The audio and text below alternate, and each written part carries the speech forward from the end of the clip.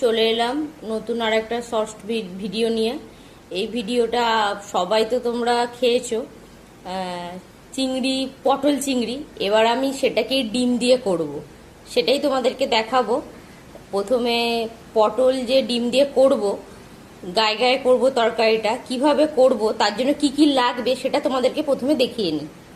দেখো, পটল কেটে রেখেছি, এই আলুটা ভাপিয়ে রেখেছি, সেদ্ধ করে রেখেছি, তার সাথে দুটো ডিম নিয়ে রেখেছি, টমেটো, পেঁয়াজটা কেটে রেখেছি কুচি কুচি করে, তার সাথে রসুন, কাঁচা লঙ্কা, ধনেপাতা। আর কি কি মশলা লাগবে দেখো: হলুদ গুঁড়ো, জিরে গুঁড়ো, নুন, লঙ্কা গুঁড়ো আর জিরে ফোড়ন দেব।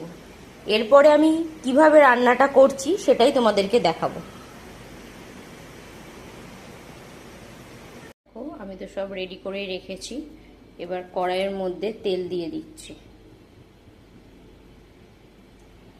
তেলটা একটু গরম হোক। ডিমটাকে পুরো নুন দিয়ে ভালো করে ঝুড়ো ঝুড়ো করে ভেজে নিয়েছি। এবার আমি ডিমটাকে একটা পাত্রে তুলে রাখবো। গরম তেলে আমি পটলগুলো দিয়ে দিলাম। এবার এর মধ্যে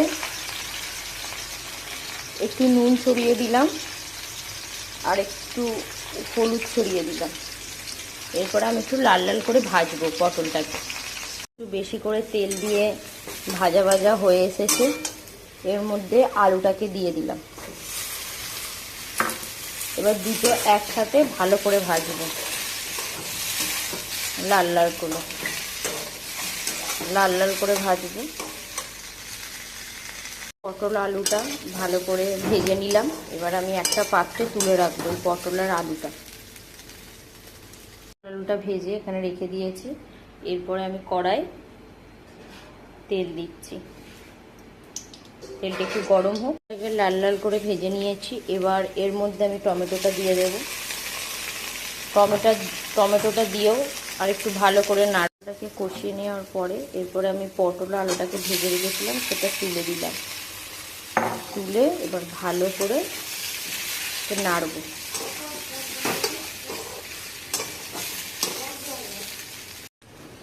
জল দিয়ে দিলাম। এবার কিছুক্ষণ ফুটুক। পটল আলুর তরকারিটা ফুটছে, সেদ্ধ হয়ে গেছে পটলটা আলুটা। এর মধ্যে আমি ডিমটাকে দিয়ে দিলাম। ডিমটাকে দিয়ে এবার ভালো করে নাড়ব। আমি করে ফেললাম রান্নাটা। তোমরা বলো কমেন্ট